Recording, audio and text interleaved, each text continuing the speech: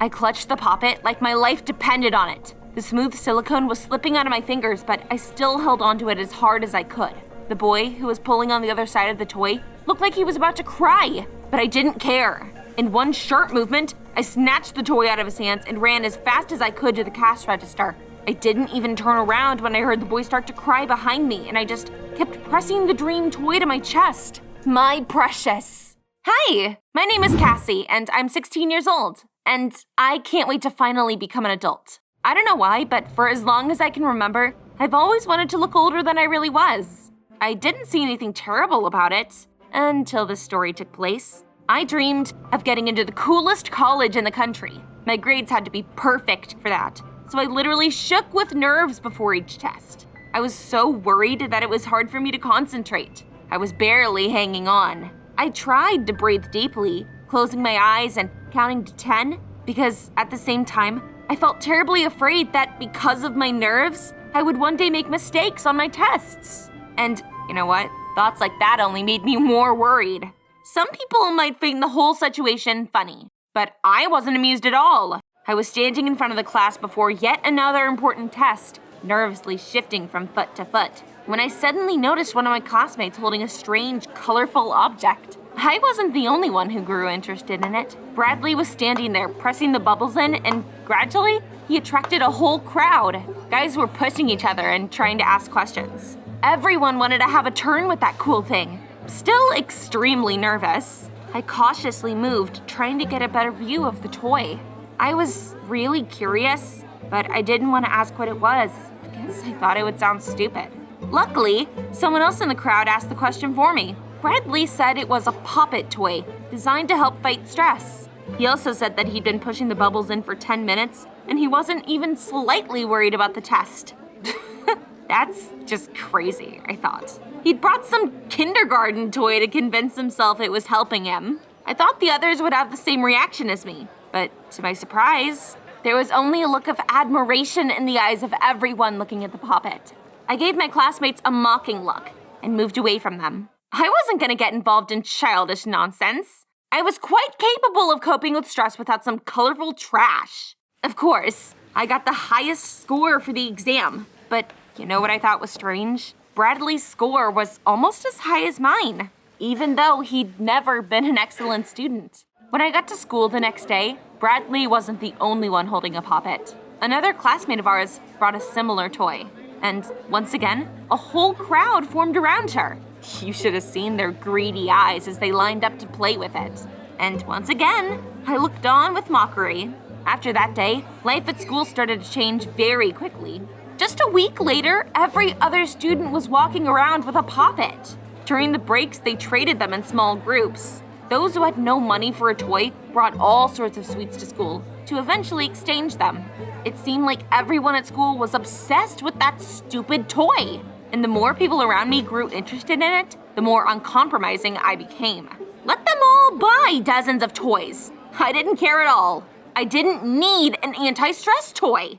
I could deal with my nerves perfectly well, even though it was getting harder to do by the day. I couldn't stop thinking about the final exams. It seemed like all I did was read books, memorize formulas, and solve math problems. When I went to bed, I would be so stressed out, I wouldn't be able to fall asleep for hours. And even when I finally managed to doze off, I'd be solving geometry problems in my dreams. Long story short, sometimes I felt like I was truly losing my mind. I was sitting in the classroom, feeling incredibly tired before yet another practice test. I'd gone to bed very late the night before because I'd been preparing for it, and I hadn't managed to fall asleep for most of the night. My classmates were trying to relax during the break, and, well, I decided to check the formulas one last time.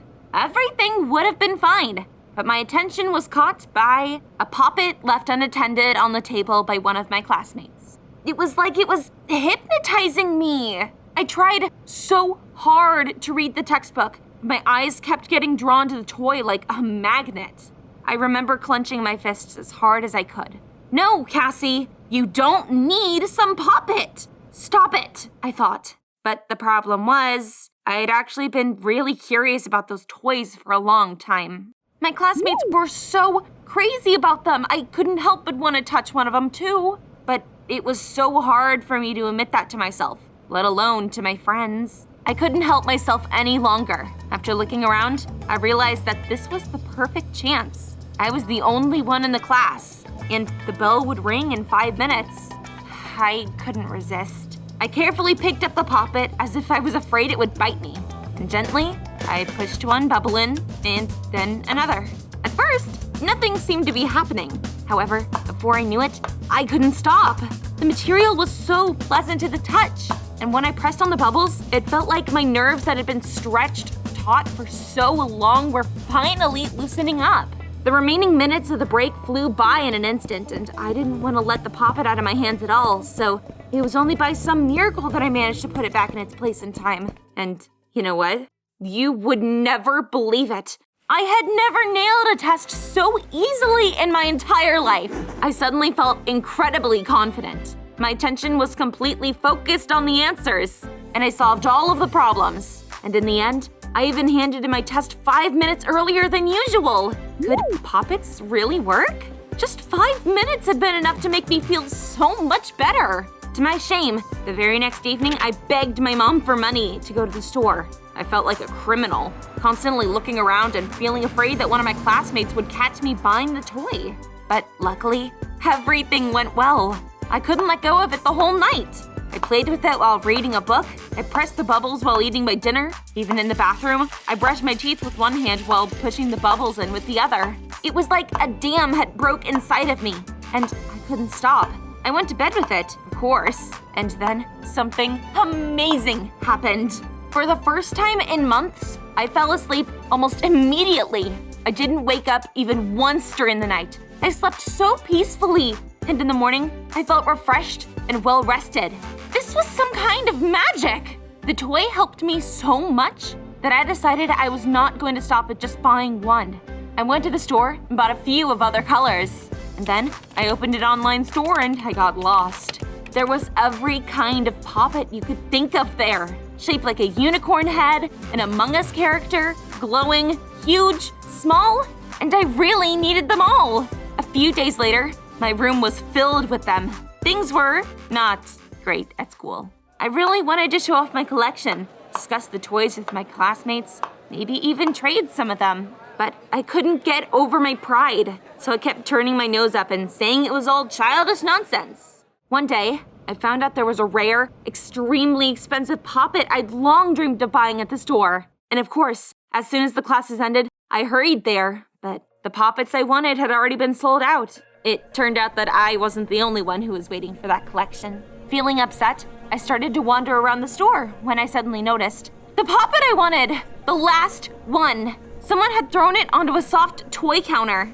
And of course, I ran towards it, my arms outstretched. But when I grabbed it, some boy did at the same time. He tried to snatch the toy out of my hands and said that he had long wanted a poppet like that. I remember arguing with him for a few minutes about who had noticed the toy first before I finally managed to snatch it out of his hands. The toy was mine, and I was so happy about it. The next day, I was telling my classmates as usual, all of these poppets of yours are utter nonsense. Normal people don't need them to relax.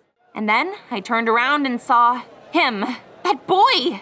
You should have seen how angrily he looked at me. It turns out that he was a younger student at my school. What a coincidence. Oh, I felt so scared. If my lies were revealed, all of my classmates would laugh at me. I immediately took the boy aside and I begged him not to tell anyone anything. But Evan, that was his name, was more cunning than I thought. Naturally, he wanted that poppet I had bought. And what was I supposed to do? Give it to him for his silence? No chance in hell. He wasn't gonna get it that easily. I suggested a trade. We met after school and drew a table. Reluctantly, I put my rare poppet Evan wanted so badly on my side. But I'd been dreaming about it for so long that all of Evan's offers didn't seem good enough. He first presented his rainbow poppet, then offered me a few more glowing ones, and I told him what he needed to add. Then he took candies out of his bag, but that still wasn't enough for me. We bargained for perhaps half an hour. My new friend was ready to offer me his entire school bag, but it still wasn't good enough. Finally, Evan said, "I'll give you my PlayStation 5.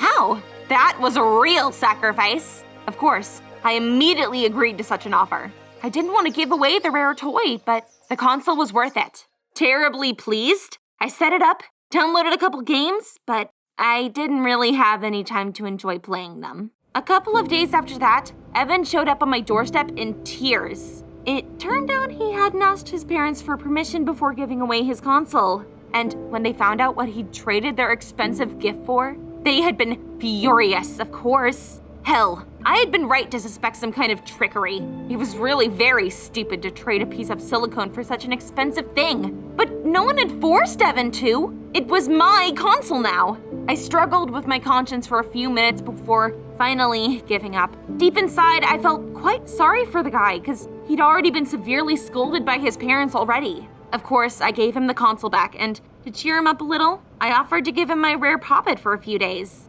And you should have seen how happy he was. Looking at Evan in that moment, I smiled. After a while, we became good friends. Finally, I could discuss poppets with someone other than my classmates without feeling embarrassed or ashamed of myself. Tell me, have you tried out this toy yet? If so, share your impressions in the comments down below. As for me, well, I think I'll go play with my poppet some more.